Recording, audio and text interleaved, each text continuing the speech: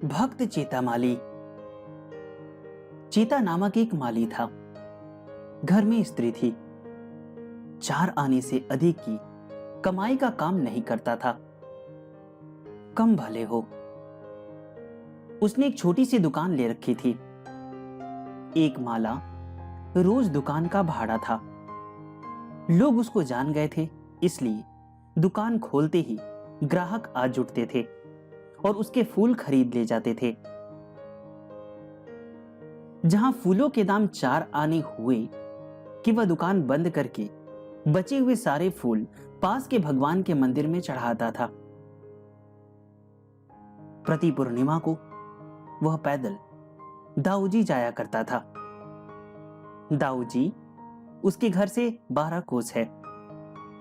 वह चतुर्दशी के प्रातः काल जाता, संध्या को दाऊजी पहुंच जाता, पूर्णिमा को वहां ठहरता और प्रतिपदा को सवेरे चलकर शाम को घर लौट आता था।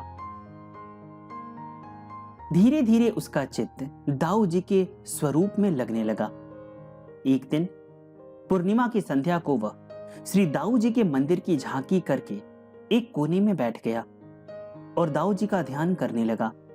कुछ ही क्षणों में उसकी चित्तवृत्ति ध्येयाकार बन गई और उसे अपने शरीर का तनिक भी भान न रहा।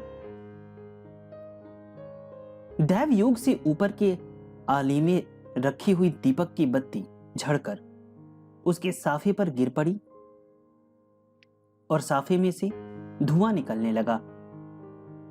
लगभग 2 घंटे तक साफे से धुआं निकलता रहा। अंत में जब आग चमकने लगी तब एक मनुष्य ने आग को देखा। उस मनुष्य ने पुजारी को आवाज दी। पुजारी जी ने दौड़कर एक लकड़ी से साफा गिरा दिया। साफा प्रायः जल ही गया था, परंतु चेता को कुछ भी पता नहीं था। पुजारी ने देखा तो उसके सिर का एक भी बाल नहीं जला था।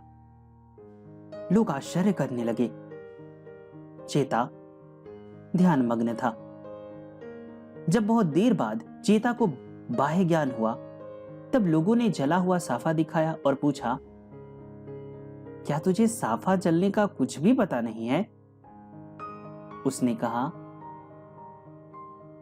नहीं, कुछ भी पता नहीं है। मैं तो दाऊजी के दर्शन कर रहा था। वहां दाऊजी थे और मैं था, तीसरा कोई था ही नहीं। मुझे बड़ा ही आनंद आ रहा था।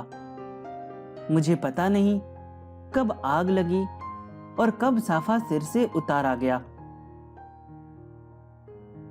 चेता की भक्ति दिनों दिन बढ़ती गई और वह भगवान का बड़ा प्यारा भक्त हो गया।